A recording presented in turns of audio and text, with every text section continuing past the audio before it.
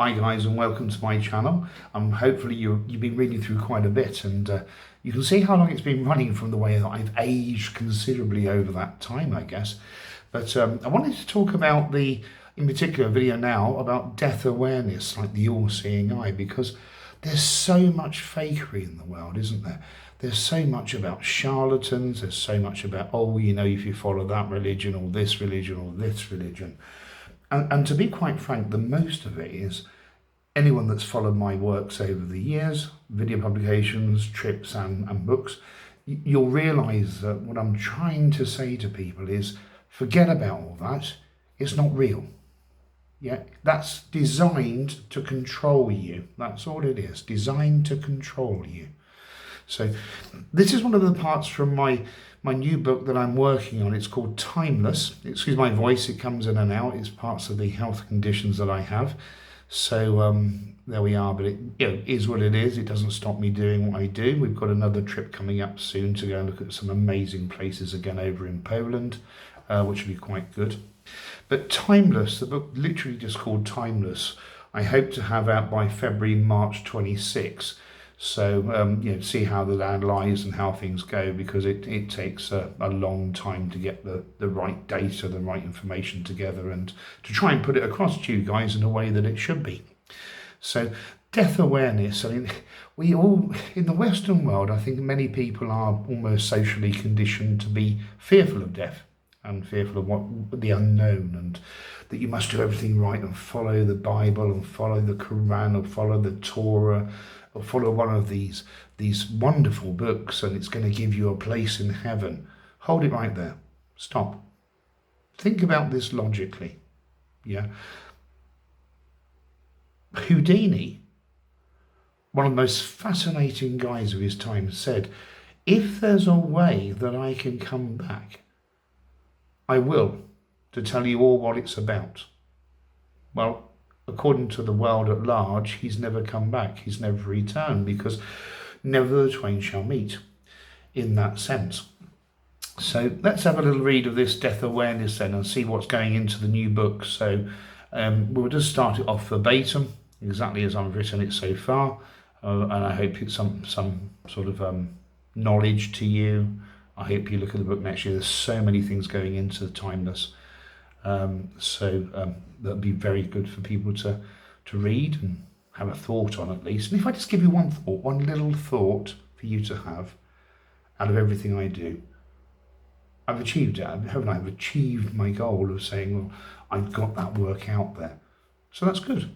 So on the part of this, it covers a lot of the Sumerian aspects. Now, for people who don't know Sumer, the area that sort of predated Babylon, as it were, not in a biblical sense, just in a natural sense, of the earth, as it were. So, death awareness. So, at this time with your progression through the publications, you must truly know that everything in the world that you know, everything you have been told about death is wrong. It's not an ending as such. It's not a form of a void, nor is it a mystery.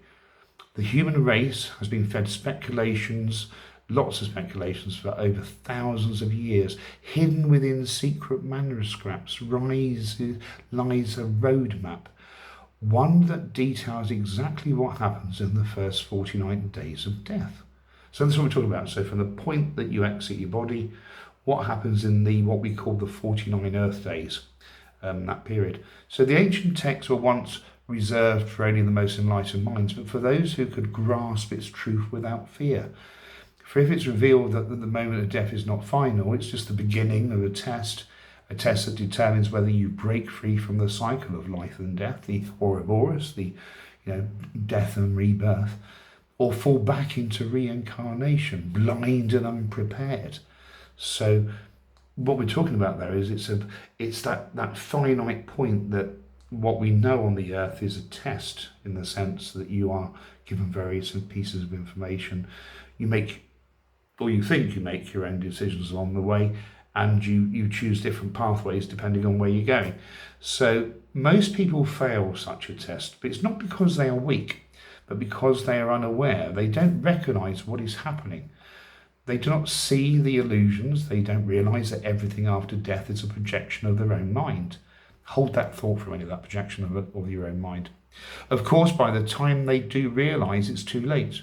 The first moments of death are more important than your entire life. You have just lived out all that begins in one crucial moment, the moment you leave your body behind. The moment you die really doesn't stop. You do not simply disappear. Instead, something else takes over, something ancient that's often written in the texts of the past that describe that you feel this weightlessness, you feel detached, as if waking from a dream. There will be no more heartbeat, no more breath. Yet you will start to be aware, you will know that something has changed.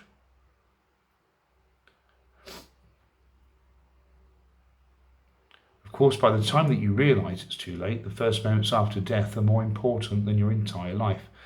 You have just lived it, and all begins with one crucial moment. As I say, the moment you leave your body behind, the moment you die. Reality doesn't stop. As we said, you just don't disappear. Something ancient, as we said. We've got this weightlessness, we've got the detachment, and it feels like you're waking up from a dream. So just hold those thoughts. There'll be no more heartbeat. We've said about that when the breath, so that all stops because the mortal coil is no longer required. But your mind in itself, your soul, your energy force will struggle to accept it. That's quite normal. It's quite a normal process. If you had an out-of-body experience, then it would probably feel quite similar if you've had that sort of experience. I'm not quite sure how many of you have had that, or what they call an NDE, a near-death experience. That would certainly get you understanding a bit more. Except at this time, there's no coming back. Then it happens. A radiant light so powerful and so overwhelming, the very existence seems to dissolve into it. So there is some kind of light, some kind of brightness, as it were. This is called the clear light of reality. So that's quite important to keep that clear light of reality. If you recognize it, if you surrender to it completely, you'll merge with it. You'll transcend the cycle of birth and death, enlightenment and reincarnation forever, which is good. So that can be quite a quick process. That wouldn't take 49 days to do that at that point, if that was a pathway in the sort of area that you were going upon. There is also the ultimate moment of liberation, and it happens the instant you die, yet most do not recognise it simply because we are conditioned here on the earth to fear the unknown, and because it's the unknown, we're like, we're not quite sure what to do with that. What do we do with that? The soul panics and clings onto its memories, its identity, its furnished desires, instead of embracing the light it requires. And the moment of fear takes over, the illusions begin. So that's the next stage of the process. That once you have that fear, this kicks in, and it's going to be looking at you. Everything's about you at this stage. You will start to hear sounds, whispers and echoes of voices that are familiar but distorted somehow, as if a calling from behind a veil. The world around you will shift, and instead of light, you'll begin to see forms, patterns and shadows, glimpses into what seems to be places you once knew. However, none of it's real, really. It's all projections from your own energy source, your own consciousness, your own mind, that's grasping for anything that in me has meaning. And in doing so, it's creating a sort of reality, really, for you that will define the rest of your journey. Instead of recognizing death as an opportunity for liberation, those sort of people fall into the confusion. They seek comfort in familiarity, and mind obliges, projecting the world they once knew. The recreating of familiar sights and faces, voices, even some religious figures they worshipped in life, provides temporary comfort. Hold that. It's only temporary comfort. It's not going to help you at the end of the day. Not realizing that these were two only manifestations of their subconscious beliefs. See, none of it's real. It's still part of the test, you see. We know the Earth's an experiment, so we're just looking now at you and the test and what goes on there. We've talked about death and rebirth already. The first few moments after death is the most important, really. It's all about having some kind of awareness and make sure that you understand that. Those who have prepared for this moment can pass through the illusions and break free, because you'll know what it is. You'll go, I know what that is. It's not real. Bring it on. Let's get moving. And so your journey you move through that journey a lot quicker, experiencing. But for those that don't have that pre-understanding, that preparedness, as it were, their 49-day journey is only just beginning. They're experiencing visions. They will either guide them towards enlightenment or trap them in another cycle. It's all the test. They can let go, but instead they follow the visions deeper and deeper into the Absol. Now, it's an intermediate state, the Absol, ABZU, Absol, between death and rebirth. Now, once we're on that journey, it's fair to say that the knowledge of the Absolute can be a great blessing for the journeying, for having knowledge of this saddled shore of time. I have often written about the saddled shores of time, depending on which context we're looking at it in. The saddled shore of time is the Absolute. It could also be possibly the Agora of the dark waters. So it has many meanings and many names. It has quite a clear process that journeying through the realm between the worlds is only the beginning. You are now in the Absolute, the space between life and the next existence. Time no longer flows in the Absolute. So it depends if your craft that you know already is good enough that you've been able to travel into voids. Even better if you've been able to go on a journey to the saddled shore of time, experience that and actually come back from that. Some NDEs do that, near-death experiences, but there are people out there that are very gifted that can guide people on that journeying into the Absolute and retrieve them back at this stage, which is quite interesting.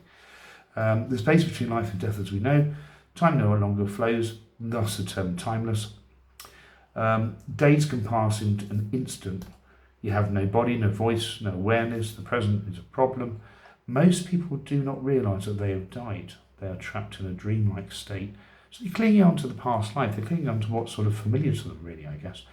So every hidden emotion that was buried in life now takes a form of a journey through its realm. This lasts up to 49 Earth days. A process that unfolds. Now, bearing in mind, people will travel back and return home to their family or loved ones. They linger around familiar places, trying to speak, trying to be seen, but no one responds, no one hears, and the realization begins to sink in that it's not a dream, that it is truly death. But even then, the mind resists. It clings on to its identity, refusing to accept the inevitable. It seeks comfort, logic, explanations, anything to hold on to it. But the Absol, this intermediate state of the Absol, confronts itself in the purest form. Now, at first, the experience is a bit neutral, a bit natural, even peaceful. There is no physical plane, there is no suffering, only awareness. Some describe this stage as floating through a vast open space of a formless void, where thoughts ripple out on the ocean. Slowly visions begin to emerge, and the first visions are gentle and welcoming. Beautiful, radiant beings appear, and they almost could be interpreted as angels, or we prefer to refer to them as the enlightened masters. That's probably the best terminology to use, enlightened masters. These figures emanate warmth, wisdom, and overwhelming sense of peace. They offer a way out, a path of transcendence, but the soul must recognize them for what they are. They are the reflections of their own higher consciousness. So if the soul understands this, it can merge with them, dissolving into higher awareness and escaping the cycle of reincarnation. The radiant beings fade and are replaced by shadows, by shadow people, and they emerge. The peaceful form grows distorted, their faces shifting temporal expressions. So on this journey of 49 days, you're given really two options to exit stage right, but it's whether you choose to take that. And if you don't, then you'll come back down to Earth again in what people understand as a reincarnation, with no knowledge of their past life. Sometimes there's a blip in the processes where, and we've heard many stories of that, where children are growing up and they say, "Oh, I know that place. I was there," and they have almost like a recollection, which we think has already been eradicated. Their energy force is starting a new journey to see whether it can win this time and do the right thing. And I don't mean about being all holier than thou. That's not what we mean by doing the right thing. But there's certain things that we should all understand on this earth. know that you're not here forever. Know that you never really own anything. That's the main thing. There's lots of more things in this particular chapter, but it would take too long to read it all now. So hopefully when the book comes out in, say, February, March time 26, called Timeless, you guys will hopefully get a little read of it, see what it's all about. But let's just keep it real for a moment. So you're only here for an average of 74 years. Yeah, so whatever age you are now, take that into consideration. The global life expectancy, all across the earth, life expectancy, to be precise, is 74. So if you get past 74, that's great. Hurrah, well done. You've gone a bit further. But don't expect to live forever in that sense, because you're not going to be here forever. All your personal items that you collect, the rubbish that you buy, the shoddiness of it all, we throw pictures that we think are meaningful on the wall, but really what do they mean to you, and can you take them with you? You know, this is one thing that Timeless talks about. Only have what you need. I've always said this throughout all my teachings and workings for the last 4 decades. You know, that only have what you need. And sometimes you have something for a short period of time, and then you let it go, because you've had your time with it. Your house, you never own that, really, do you? At the end of the day, if you've got 74 years on the earth, how are you going to own your house? Yeah, that was the Thatcherism back in the day that was encouraging people to buy their council houses, buy right to buy schemes and all that, just to get some kind of monetary system going. And really, none of it really matters, does it? Nothing matters in life, really.